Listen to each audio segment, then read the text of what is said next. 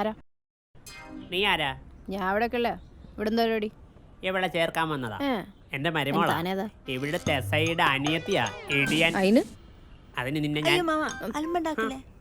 അതെ അമ്മാവന് ഇത്തിരി ചൂടനാ. Sorry for that. അതൊക്കെ അവിടെ കേട്ടെ. ഇയാള് ലാലേട്ട ഫാനാണോ മമ്മൂക്ക ഫാനാണോ? എനിക്ക് രണ്ടുപേരും ഇഷ്ടാ. പക്ഷെ ഞാൻ ലാലേട്ട ഫാനാണ്. All the best. കാണാം. എടി നിന്റെ പേരെന്നാടി? നാൻസി റാണി. നാൻസി റാണി. ആ പിന്നെ ഞാൻ മമ്മൂക്ക ഫാനാ.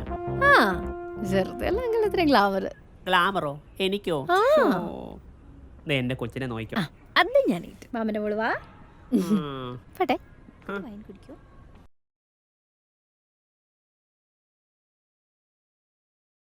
ക്ലാരമ്മ വിളിച്ചായിരുന്നോ? എന്താ നിന്റെ ഉദ്ദേശം? ഹോസ്റ്റലിൽ വിട്ടു പോകാൻ പ്ലാനൊന്നുമില്ലേ? അറിയാലോ, ക്ലാരമ്മയെ കാണാത്ത ഒരു സിരിക്കാൻ എനിക്ക് എന്ത് ബുദ്ധിമുട്ടാണ്. അയ്യോ, ഒരുപാട് പതപ്പിക്കല്ലേ. നീ ഒറ്റ ഒരുത്തി കാരണോ ഇവിടത്തെ പിള്ളേർ കുരുത്തക്കേട് കാണിക്കുന്നേ. പോരാത്തതിന് അവളുടെ സിനിമാ പ്രാന്തും. നിന്നെ ഒരുത്തിയെ കൺട്രോൾ ചെയ്യാൻ പറ്റിയില്ലെങ്കിൽ എങ്ങനെ ഈ 10-100 പിള്ളേരെ കൺട്രോൾ ചെയ്യുമെന്ന് ചോദിച്ചിട്ട് വികാരി അച്ഛൻ എന്നെ കളിയാക്കിയപ്പോഴേ തൊലി ഉരിഞ്ഞു പോയി. പോട്ടെ, എന്റെ അപ്പന്റെ നാടകപ്രാന്താ നിനക്ക് കിട്ടിയേക്കുന്നേ. എന്നിട്ട് സിനിമ എന്തെങ്കിലും കിട്ടിയോ? അതും അങ്ങനെ പറയരുത്. ഒരു നാൾ എനിക്കും അല്ല ശരിയാവും. ഒരു നാളാവാൻ മോള് കാത്തുക്കണ്ട.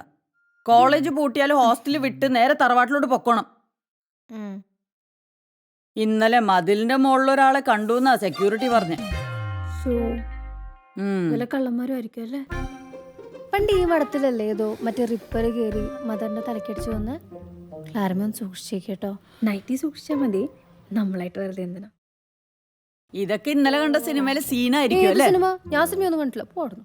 പെട്ടെന്ന് പോവാൻ നോക്ക്. സമയത്തിന് എന്തെങ്കിലും ക്ലാസ്സിലെത്തട്ടെ. കുരുത്തം കിട്ടുള്ളൂ. ഓ എന്റെ ഈശോയെ.